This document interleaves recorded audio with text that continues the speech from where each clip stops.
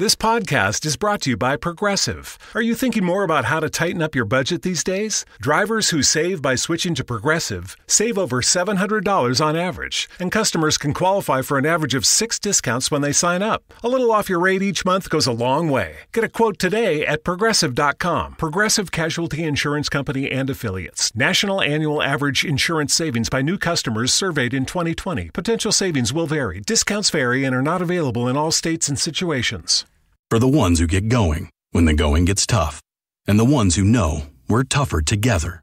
For the Pathfinders breaking new ground, Grainger offers supplies and solutions for every industry, as well as fast access to experts and 24/7 customer support. Because we know you have people depending on you, so you can always depend on us. Call, click Grainger.com, or just stop by. Grainger, for the ones who get it done. The following is a Hoop Ball presentation.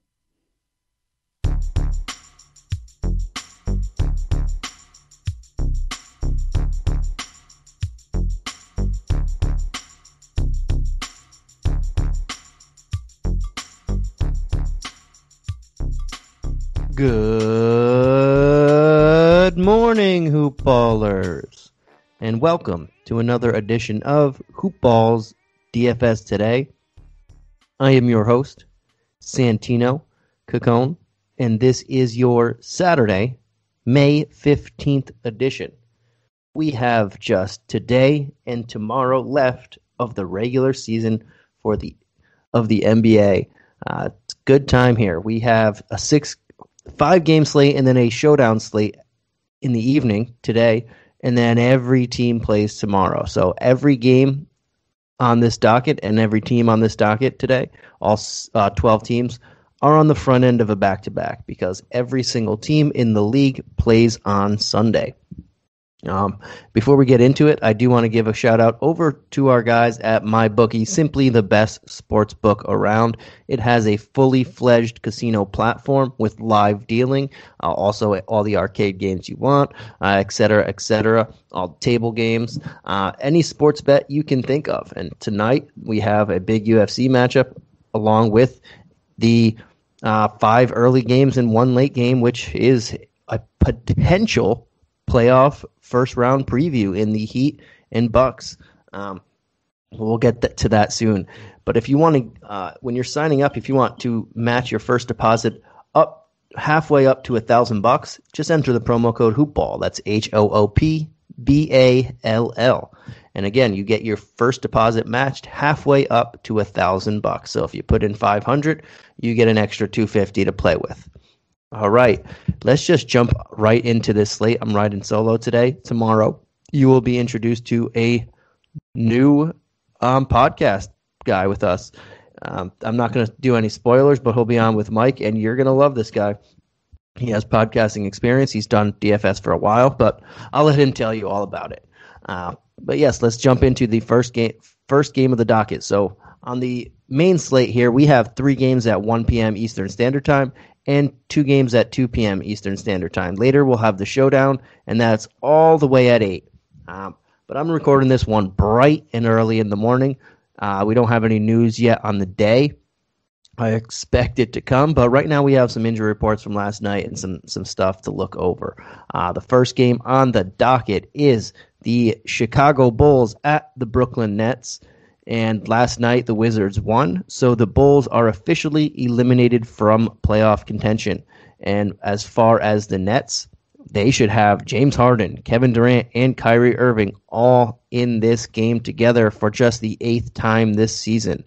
So some big news to siphon through over there.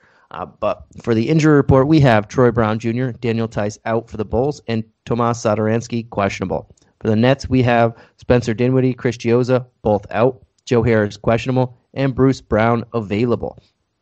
On the spread, even though it's the day of, it's bright and early in the morning, so we don't have many spreads. We still only have 2 as of right now. But I will start with and this is not one of them. But I'm going to start with the Bulls on this one, who are the away team. And again, this is knowing that they just got knocked out of the playoffs. Things may change a little bit here. They don't have to go all in. They don't have to play Levine and Vooch a ton of minutes in this one, but we'll see exactly what happens. With that said, if I don't hear any concrete news on that, I don't mind going to Vooch. He's one of the, as of this moment and recording the podcast, he's one of the safer pay-up options for me. Everybody on LA is questionable pretty much, outside LeBron's probable. And then you got a bunch of other guys that may or may not play. So I don't mind going up to Vooch. This is a very good matchup for him as well. But again, keep an eye out on the news as it comes in to see if Billy Donovan's going to start playing some other guys and go from there, because they are now officially eliminated from playoff contention. Outside of Vooch, I don't mind Kobe White. I think he gets minutes regardless. This is a young kid, just his second season. He's playing a little bit better lately, and I think, this is a good matchup. He played 42 minutes in the last one, 37 in the one before that. And even if they are doing a sort of youth movement, or not necessarily youth movement, because Levine and Vooch are going to be mainstays in this lineup, but just getting people some more reps at different spots heading into next season, I don't think it should affect Kobe too much, because he is still a young guy there, and he hasn't really battled many major injuries this year. Outside of those two that I don't mind going, Lauri Markkanen. With Daniel Tice out again, we know Thad Young is getting the starts, but with everything I was just mentioning, Markkanen is a free agent to be. Maybe this is their last two chances to decide exactly what they want to do with him. Billy Donovan said he kind of likes him, so we'll see exactly what that means. But this is their last chance to get a couple looks at him before they have to make a decision on if they are going to keep him in the summer and moving forward. So I expect him to play a pretty good amount, and at 3,800 in this matchup, I like that. He played 25 minutes in the last one. I can see that even going up more now that they're officially eliminated, just to see that last-ditch effort. And if he's going to play 33 minutes or 30 minutes or so, and at 3,800, that's just a bargain bin price that I absolutely love, under 4K for a guy that should play more minutes in an up-tempo matchup here. All right, but that's it for the Bulls. I'm not too sure exactly what they're going to do, but those are the guys I'm keeping an eye out for at the moment. On the Brooklyn side, I mentioned it a couple minutes ago, Harden, Durant, and Kyrie are playing together in this game for what feels like forever. Just the 8th time on the season that all three of these guys are going to play in the same game. That said, great matchup. Bulls, you can expose the Bulls, but the Bulls might not be playing their hardest. They're out of playoff contention right now, so we'll have to see about that. Again, these guys, can't really call them rusty, because once they miss a ton of time. Look at James Harden. Missed a ton of time, came back after a month, put up 18, 11, and 7. KD missed a lot of time, came back, dropped over 50 fantasy points as well. Kyrie misses here and there, comes back. Like, these guys are just, we know how talented these guys are. They are the best of the best. And even off time, it doesn't matter. They're probably going to be trying to gel, seeing how they gel together going into the playoffs. So they might be deferring a little bit more. I can see James Harden deferring to Kyrie, deferring to Durant, playing more point guard role than an ISO, just to get a feel for how it's going to look in the first round. And maybe they don't all play 30 minutes because the Bulls might not go hard. The Nets are still in a battle for the 2 or 3 seed, but I think it's more important for them, not whether they get the 2 or 3 seed, but to be able to play at their peak level together, these 3 guys together going into the playoffs and where they're seeded. Because if they're playing at their peak level together, it doesn't matter really what seed they are. They are going to be a tough out for everybody. That said, this first game back for all 3 of these guys playing together in months, I'm not going to go to any of them. That at almost 11K for Harden, I'm going to pass that up. 10K for Durant. He would be the one guy out of the 3 that I would look to if I have to go this way. If news breaks and forces me this way, I'll go to Durant. But those are 3 high price tags for guys that just haven't played together pretty much all season. So I'm going to leave it at that for now and see exactly what the Bulls do. And especially if the Bulls say, yeah, we're going to limit everybody's minutes, then these guys are going to play together, and I feel safer going with some other options on that spend up guy mode. But Nick Claxton, to me, is the guy that I really want to target in this matchup. He's played 23 minutes in back-to-back games. He should play another 20-something minutes in this game. And at 3,300, he is a very good value. He, realistically, without Aldridge on the team anymore, he is their best center. I know he's not seeing a substantial amount of minutes because they do have Blake Griffin. They do have Elise Johnson's playing pretty well. They still have DeAndre Jordan. But this is a very solid...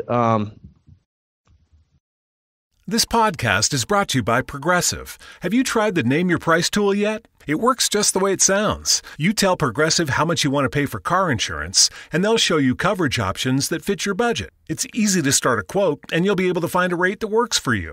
It's just one of the many ways you can save with Progressive. Get your quote today at Progressive.com and see why 4 out of 5 new auto customers recommend Progressive. Progressive Casualty Insurance Company and Affiliates. Price and coverage match limited by state law. Nobody builds 5G like Verizon builds 5G, because we're the engineers who built the most reliable network in America. And the more you do with 5G, the more building it right matters. The more your network matters. The more Verizon engineers going the extra mile matters. It's us pushing us. It's Verizon versus Verizon. 5G built right from America's most reliable network. Most reliable based on rankings from RootMetrics second half 2020 U.S. report of 3 mobile networks. Results may vary. Award is not an endorsement. Nick Claxton's a very solid guy here, and I think that if he sees another 20 minutes or so, then that bring back value here in a solid matchup, especially seeing that they could probably be playing a lot of backups against Chicago now that they're eliminated as well. So he's the one guy I'm really looking at this lineup, and then depending on how news breaks, maybe I'll throw in Durant there, or if I'm playing a couple lineups, I'll throw some pivots to Durant because I expect the Nets not to have loaded ownership because all 3 of them are playing. It separates you from the pack a little bit there. All right, in the next game, we have the Los Angeles Lakers at the Indiana Pacers. We do not have a spread for this one as well, but we do have a laundry list of an injury report for both teams. On the Lakers, we have Jared Dudley as out. And then pretty much everybody else is questionable, though. Alex Caruso, Anthony Davis, LeBron James, Alfonso McKinney, Dennis Schroeder, all questionable. And then we have Marc Gasol and Kyle Kuzma as probable.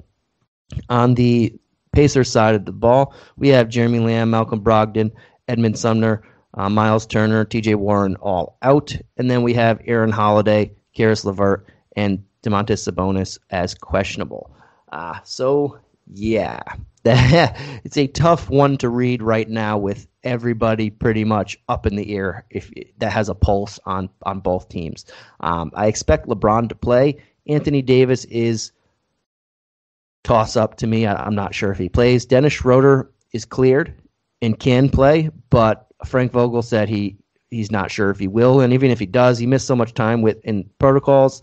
I don't know how much he actually does play, so I don't feel comfortable with him. Kyle Kuzma is probable, but if AD and LeBron both play, can't really go there.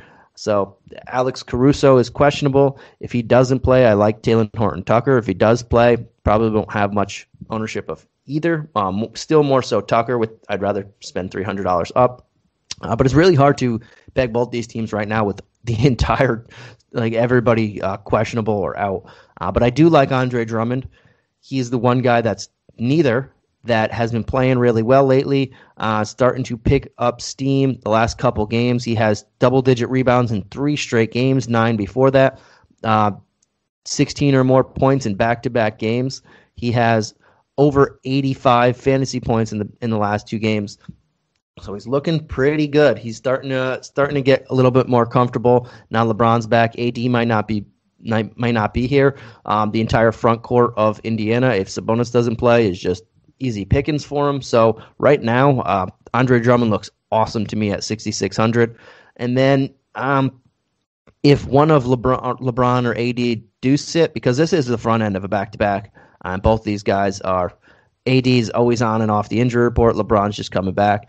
If one of them does sit, I'll lean to the other guy and get some exposure there. But Indiana might not have anybody playing either, and even though the Lakers want to win this game, they might not have to go all out to beat whatever Indiana has out there, what they're throwing out there. Again, a lot of this slate is going to be dependent on who's actually in and who is out, and especially this game with everybody listed questionable or out. But I would lean LeBron. LeBron's a solid guy, or AD if they're playing.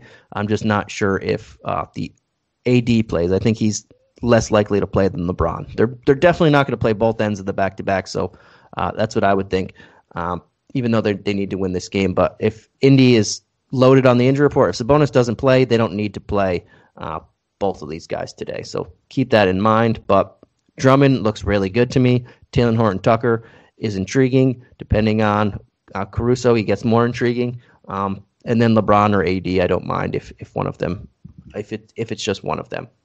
On the other side of the ball, yeah, we have Brogdon already out. We know Turner's out. And then we have Sabonis and LeVert as questionable, among other people that are also out. So another hard team to really peg here. Sabonis left Thursday's game early with a knee injury, so I don't know what that means for his availability here. If he does play and LeVert sits or whatever, even if LeVert plays, there's really not much in the way of massive usage for Sabonis here, so I do prefer him over some of the other 10K guys that we do have. But again, I don't know if he plays. This team they could get to the 8 seed, they could drop to the 10 seed, but they just need to be healthy going into the playoffs to even have a chance to win a play-in game. So we'll see about that. And him leaving early in the last game, just 2 days ago, less than 2 days ago, because this is an early Saturday game and they played it late on Thursday. Doesn't bode well for his availability, but we'll see. LeVert, I don't really want to play him even if he does play. If Sabonis is out and everybody else is out, then yeah, his floor is pretty relatively safe here, and then I'll have another ownership there. But still, 8-9's high price, so I don't want to go there if I don't have to. The guys I do like on this team are Brissett, because we're looking at possibly no Sabonis again, and there's no Turner. I mean, this guy can play pretty well when he gets a ton of minutes, and there's nobody else there. And only 5,600 can look his way. I like McConnell. There already is no Brogdon. There may be no LeVert. There may be no Sabonis. Somebody's going to have to handle the ball. Somebody's going to have to run the offense, and we know when he gets that opportunity, he does pretty well. He had 45 minutes in the last game, and he put up 44 fantasy points. So depending on the injury report, we can look at him at 6'6". It's a little pricey for him, but there might not be any other option in the backcourt. And Sumner's also out, and Aaron Holiday is questionable. So they're just running on fumes possibly. And then I like Goga. If Sabonis misses, I've always wanted to play Goga a lot when Sabonis was out and Turner was out, but he just was out himself, and that opened up things for Brissett. But if Sabonis misses, you can play both these guys. They'll both probably be in the starting lineup. Goga played 24 minutes in the last one when Sabonis left early, and he put up a nice 24.5-point return. If Sabonis is out again, we can see possibly 30-plus minutes out of him, and at 3,400, a very good option here. And that's something that I'm going to keep repeating. There are a lot of value on this slate. The spend-up guys are a little risky here because it is the last 2 days of the season. Either this is everybody's second to last game. Most people, pretty much every playoff spot is already guaranteed for these teams. Now it's just a matter of where they're seated, and everybody outside of the Lakers and Blazers have either a top 6 seed or the play-in game to play in. So we already know where most of these teams are going to be, which side of the bracket they're going to be on. We just need to know where they're exactly seated. And that, all that said, a lot of these big guys could rest or get limited minutes, and we'll see that in a couple games where most of the teams are not playing anybody. So we'll get to the next game, and that is the last game at 1 p.m. Eastern Standard Time. That is the Charlotte Hornets at the New York Knicks. We do have a spread for this one. It's one of two. The only other spread we have is that late game. But we have a 212 game total, and the Knicks are 6-point home favorites here. On the injury report, we have for the Hornets, Miles Bridges, Gordon Hayward, and Cody Martin all out. And on the Knicks, Mitch Robb is out and Derrick Rose is questionable. We'll start with the Hornets because they are the away team. Mentioned Miles Bridges as being out on the official injury report, but he's been in health and safety protocols for about nearly 2 weeks now. So he's getting closer and closer. As of this recording, he has not been cleared. He's not in the lineup yet, but it's definitely getting closer, and he might be back later today. They might say he's in, or tomorrow before the season ends, I would expect, because he's getting very, very close to being back. So keep an eye on that. If he does join, that changes things up a little bit. But as of right now, he is not cleared, so we're going to act like he's not in. And for the Hornets, the Knicks, both these teams want to win. I mentioned everybody knows that they're in the playoffs right now. The Knicks are a top 6 seed, but you don't want to be the 6th seed where they are right now. That ensures that they have to play either the Nets or the Bucks in round 1. And Julius Randle said himself that he wants to play the Hawks, and I don't blame him. If I'm the Knicks or the Heat or the Hawks, I want a 4 and 5 seed to get matched up with one of each other. I don't want to play the Nets or the Bucks on the first round of the playoffs. I'd rather try and get a W and then have to go against those guys. So the Knicks are going to be playing here. They're going to want to win. They're tied with the Heat right now, and they're half a game behind the Hawks. But we'll start with the Hawks. The one guy with everybody out right now, or the people that are out right now that I do like, is Terry Rozier. 7,600. Finally, he's a guy that's been over 8K or high 7Ks for a lot of the season. Last game he was 7-7. He dropped from the previous 3 games where he was over 8K. He only shot 3 of 13 in the last game, but he's been pretty good. And against the Knicks, he's averaging 34 fantasy points in 2 games, 12 of 25 shooting. Only 25 shots in 2 games in 36 minutes during those 2 games, or 36 minutes average. He takes more shots than that normally. So I expect about 30 shots, or not 30 shots, about 15 to 25 shots in this game, 25 being the super high end, but 15 should be the bar, or should be the bar in this game, especially now that there's no Hayward still and there's no Bridges currently, there's no Martin. And at 7,600, he can bring back value in here, especially if Derrick Rose is out and they have to play more Elfrid Payton. But that's about it for who I like on the Hornets. It's just not a great matchup, and they haven't been playing great lately. They've been playing very underwhelming, and they've given the Pacers and Wizards both chances to leapfrog them and take that 8th spot, which ensures them having to win one of 2 games and host the second game if they lose that first game to the Celtics. On the Knicks side of the ball, there are some people that I do like. Julius Randle doesn't have the greatest ceiling right now, but if Bridges is out again, makes his matchup a little bit better. It's already a solid matchup, but it makes it a little bit better, and I wouldn't mind going there for 9-7. We do have a lot of high-priced guys and a lot of guys that I would rather have if the circumstances are right than Randall. But as of right now, with all the question marks on the Lakers, the Pacers, the Nets, Bulls, like the most of the teams that I just mentioned already, I don't mind going to Randall at the moment as a backup plan. He'll be in my player pool currently, depending on what news comes out later in the day before all these games start.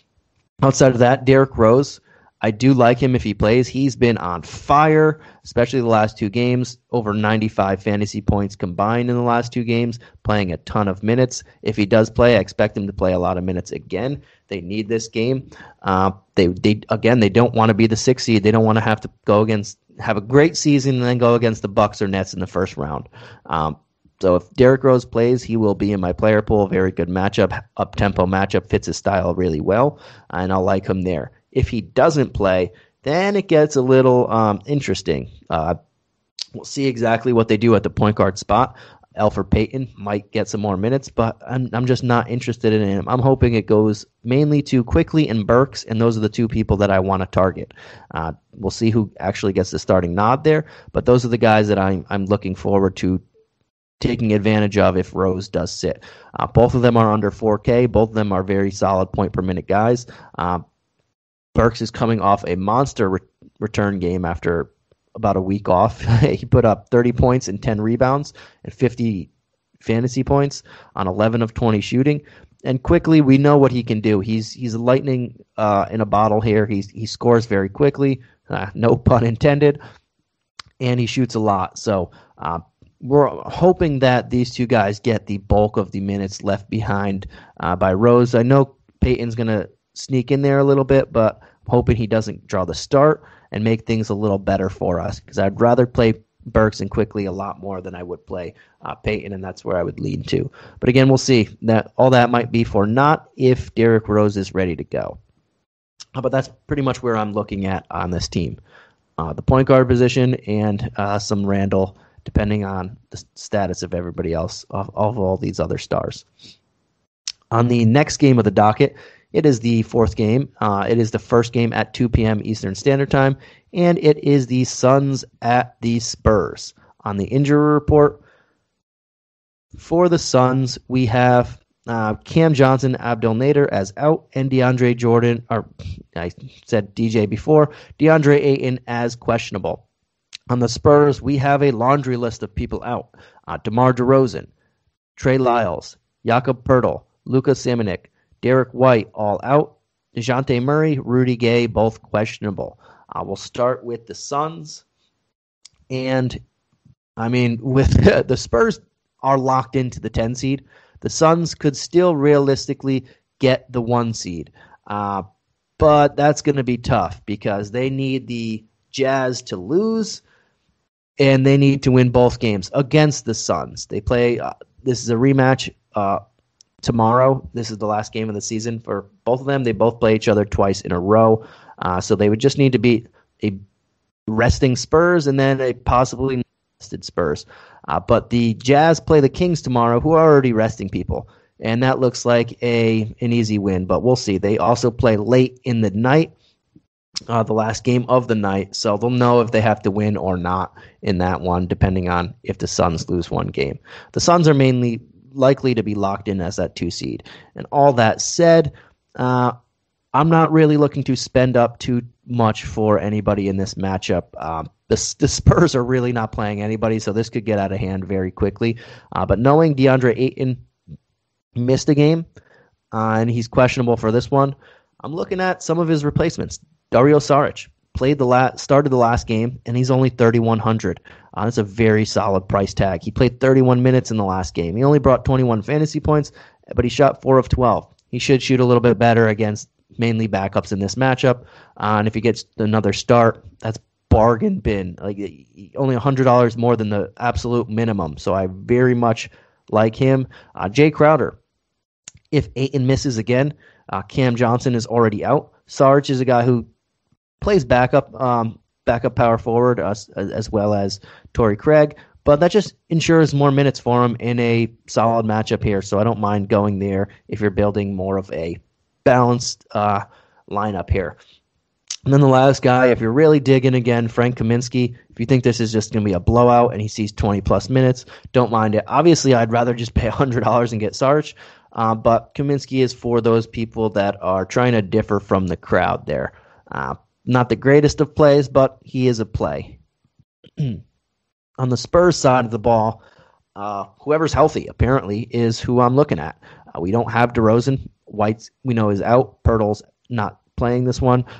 Murray probably won't play either. It just makes sense to rest everybody. Why not? Lonnie Walker at 4.5 might be the guy on this team.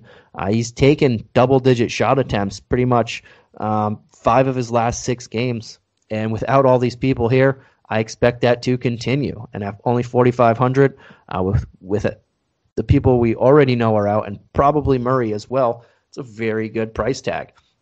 Keldon Johnson might have to play a lot of minutes. Devin Vassell, 3,300, another guy. that should play a lot of minutes with everybody out. There's a lot to like here. A lot of bargain bin options that you can take, and those are probably the best guys: Walker, Vassell, Johnson. Patty Mills is playing. We know Patty Mills likes to shoot. That's not a bad option there too. But we'll see. Drew Eubanks at 3,100 with no Pirtle. He's going to start at center. Probably should play 28 plus minutes. This guy's been a solid per minute guy when he's given the chance. Another very good option, and those are the guys that I'm looking at the most. We'll see exactly what they put for the starting lineup, but I would expect if Murray does sit, like Patty Mills, Lonnie Walker, Vassell, Johnson, and Eubanks, and those are the guys that I'll target the most. Or they might start Trey Jones over Patty Mills, and that's another solid option there. A lot to like here on the Spurs when you're digging for bargain bin, because they are benching everybody on their starting lineup pretty much, as is the next team on the slate. And the next game is the Boston Celtics at the Minnesota Timberwolves. We do not have a spread for this one, but we have a long injury report. I'll start with the Wolves. They just have Malik Beasley and Jarrett Culver out. But on the Celtics, they have Jaylen Brown, Marcus Smart, Tristan Thompson, Kemba Walker, Robert Williams all out. Jason Tatum and Evan Fournier as probable. But that could likely change at some point because so many people are out. For this, the Celtics, we'll start with them. They are the away team. They don't have really anything to play for right now. They can't move up to the 6th seed. They can't move down to the 8th seed. They are locked into the 7th seed where they will host 1 and potentially 2 play-in games no matter what.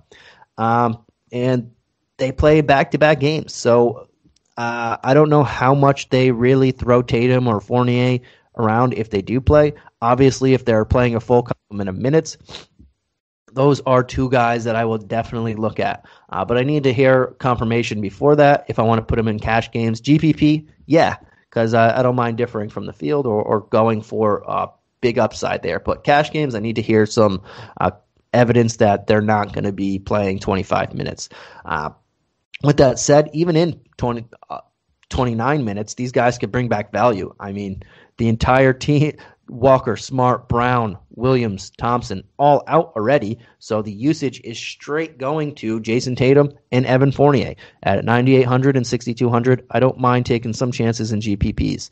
Again, cash, I'll play it a little bit more safe, but GPPs, I will throw some stabs there. Outside of that, take your pick. Let's see who's starting. Peyton Pritchard probably starts. Aaron Naismith looks pretty good. Who do they start at center is going to be the big question mark. Do they play really small and go Parker? Probably not. Do they start Cornette? Possibly. Does Taco Fall play some minutes? That's going to be intriguing in the center spot, but I don't really want to go after any of them. We do have rock solid value already that I know of, and I'd rather play Drew Eubanks than any of those 3 centers that I just mentioned. So I won't really go there, but Pritchard and Naismith, maybe if Carson Edwards draws the start, not bad for me. But those first 2 guys, Pritchard and Naismith, are solid there at 38 and 37. Another guys that we can dig in. I wouldn't, like I said, I wouldn't be playing the front court too much, even though Williams and Thompson are already out. On this slate in particular, we have a lot of value, and we don't need to force some of these value plays when there are so many different and better options out there. On the other side of the ball, we have the Wolves, and although they have a top 3 protected pick, if they fall out of the top 3, it goes to the Warriors. They're trying to win, and I respect that. They just had the number 1 draft pick last year in Anthony Edwards. They want to see how him, Russell, Towns, Beasley play together. Unfortunately, Beasley's been in and out of the lineup. Towns was in the earlier season. Russell out for a while. But they're starting to get a better look on how this team gels together, and they're playing really well. And I'm sticking right at the top. Towns, Russell, Edwards. In this matchup, if they're still going to play rock solid complement of minutes, those are the 3 guys that I'm looking at. And I would put Towns as one of the safer guys to me in the 10K range that we know should be playing a lot. Has a fantastic matchup. Even if the Celtics were healthy in the front court, this is a very good matchup. But now you have no Robert Williams and no Tristan Thompson. Towns is there's not anybody on this team that should be able to stop him. Luke Cornett, Jabari Parker, Taco Fall. Come on. Some of these guys weren't even on teams. It was very hard for them to stay on a team for a little bit. So Towns is in a money spot here. Russell's in a good spot, and Edwards. I like Edwards a bit more than Russell just because we know even in a blowout scenario, if they do take advantage, he's going to be playing. This guy's been playing very well lately. His efficiency has matched his counting stats in the last month or so, 2 months, and he has some big-time upside. We know it's over 50 points. 60 points is doable. He did that a couple times. In this matchup, there's really no threat on the other side of the ball. Tatum and Fournier, or Tatum's a solid defender, but those two guys are going to be have to focus so much on offense with everybody out that they might not have any energy left for on the defensive end. So Towns, Edwards are very rock solid plays to me. Don't think I need to go anywhere else because, again, so much value already on this slate. I don't need to force it. All right, and let's jump on over to the last game of the night, the late showdown slate with the Heat and the Bucks. So this is a potential first-round matchup. The Bucks are the 3 seed currently, and we have the 5-seeded Heat, who are tied with the Knicks, who are the 6 seed, and a half a game back from the Hawks, who are the 4 seed. So both these teams want to play. The Bucks could potentially get the 2 seed, and the Heat definitely don't want to be the 6 seed. All that said, we have a spread for this one. It is a whopping 232 game total, and the Bucks are 5.5-point home favorites. On the injury report, we just have Victor Oladipo out and Kendrick Nunn questionable for the Heat, and nobody for the Bucks. We'll start with the Heat. They are the away team, and I'm just going to try and stick to the top and get as many big guys as I can. I like Butler, Bam. If Nunn doesn't play, Dragic makes a lot of sense. You can even put him in your captain spot. And then 2 cheaper guys to fill out your lineup. Duncan Robinson, who hasn't had great success against the Bucks this year, did do pretty well in the playoffs last year against them. And Trevor Ariza, 2 guys that we know are playing, 2 guys that can shoot the ball. And if the shots fall, that's a way that we can beat the Bucks. In 2 games against the Bucks so far, Duncan Robinson is just 3 of 8 shooting on average, and all of those shots have been threes. So if he can get some threes to fall, especially if he's going to take near double-digit attempts at $5K for a util player, now that's rock solid. Can't ask for much if you're loading on your lineup, but we know he's going to be playing a lot of minutes, and he's going to be taking a lot of threes, and that's usually where we can get the Bucks if we get them. And likewise for Trevor Ariza, he hasn't played the Bucks yet this season because he didn't play on the Thunder, but he's been playing pretty well lately, bringing back near value, and everybody's priced up in a showdown slate. We know that. So if you don't hit 5X, it's not the end of the world, but Trevor Ariza is, even on this price up slate lately. And then we know Butler, Adebayo are 2 really good options, and Dragic is an enticing option to me if Nunn doesn't play. I'd prefer him over Robinson and Ariza for just a couple hundred extra more. But if Nunn does play, I still will probably have him in my lineup, but it wouldn't be too I wouldn't feel great about it. On the other side of the ball, same thing. I want to stick to the top, but I do like Holiday. I think he's the best point per dollar guy here. Bam is a very good defender on Giannis. Obviously, Giannis still gets his, but he makes him work for it. And his numbers against the Heat are generally down compared to everybody else. So I don't want to pay up for Giannis if I don't have to. If I can fit him in my lineup, yeah. I'm not going to put him in my captain because that just costs way too much, and you don't have a lot of room to play with to get everybody else. But I do like Holiday at 9,600 as your util. I'm just going by utility prices. 9,600. It's a solid price tag. He's had a pretty good couple games against the Heat already. He's averaging 41 fantasy points against them. Again, everybody's price tag's higher in a showdown, so What you're looking for back is not necessarily what you'd look for in a regular tournament. But Holiday, to me, makes the most sense on this team. DiVincenzo has had good success against this team as well. And he's a fairly cheap price tag at $6,400. I like him. And then, yes, Giannis would be my third guy here. It's going to be hard to fit him in your lineup, but if you can, sure, he's probably going to score the most points in this game. He just costs a lot of money, and the matchup is tough because Bam is one of the best defenders in the league, and he puts a little extra something every time he does play Giannis. And we saw in the playoffs, we've been seeing this year, he makes it tough on him. So we'll keep an eye on that.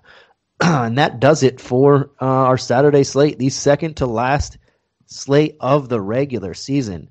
Tomorrow's slate is going to be a whopper for everybody because we have everybody. And we'll see how that goes. It's gonna be intense. But before I go, I'll throw out a couple tier guys. My favorite expensive guy, and right now I'm just going by who's officially in and who's not in. But right now I think Towns is my favorite guy to spend up for. I know he's going to play a lot of minutes. Boston has absolutely nobody in the front court. Luke Cornett, Taco Fall, Jabari Parker. One of those guys is likely to start at center today. And I'm just going to leave it at that. For my mid-range guy, there are quite a few guys. I think mid-range is where I like to play with here, but I'm going to go with Drummond. We might not have Sabonis, and if there's no Sabonis, there's no, and possibly no Drummond. I mean, no AD, the other AD, Anthony Davis. And if there's no of those guys, who's going to be battling Drummond on the boards? Himself, probably. So I think Drummond's just going to have a big game on the boards, and that's where I would love to go to at 6-6. If Sabonis and AD play, I still like him, but I don't know if he'd be my favorite. But right now, he's looking like a smash play for me as well. And then value play, I mean, take your pick. There is a lot of value to be had on this slate. But I'm just going to go with who I know is officially out, and I think Drew Eubanks makes a lot of sense right now at near minimum value. We know the Spurs are pretty much resting everybody, Pirtle included, and I can go there pretty confidently. He should play 28-plus minutes in a solid matchup. We might not have 8 on the other side as well, and he's looking good right there. But there is a ton of value to be had on this slate, and it's just going to continue to open up as the day goes on. Again, I'm recording this super early in the morning, so things are going to change, but we'll get an official injury report, an official who's in, who's out, and where we go from there. But a lot to like as of right now. And thank you guys for joining us. Again, this is our second to last day of the regular season. The next time you guys hear me, it will be in a play-in game. We don't have the official play-in schedule as of yet. We'll figure that out soon. They'll send it to us. But thank you guys for joining us. We will catch you again tomorrow. It'll be Mike and our new special guest who will be on Saturdays. I'll let him introduce himself tomorrow. But again, thank you guys for joining us. Have a great day, and good luck in the playoffs or in the last couple days of the regular season. Peace.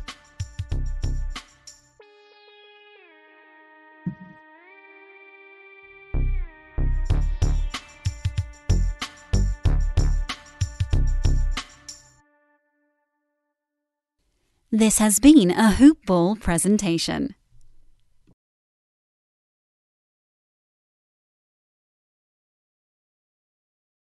This podcast is brought to you by Progressive. Have you tried the Name Your Price tool yet? It works just the way it sounds. You tell Progressive how much you want to pay for car insurance, and they'll show you coverage options that fit your budget. It's easy to start a quote, and you'll be able to find a rate that works for you. It's just one of the many ways you can save with Progressive. Get your quote today at Progressive.com and see why 4 out of 5 new auto customers recommend Progressive. Progressive Casualty Insurance Company and Affiliates. Price and coverage match limited by state law.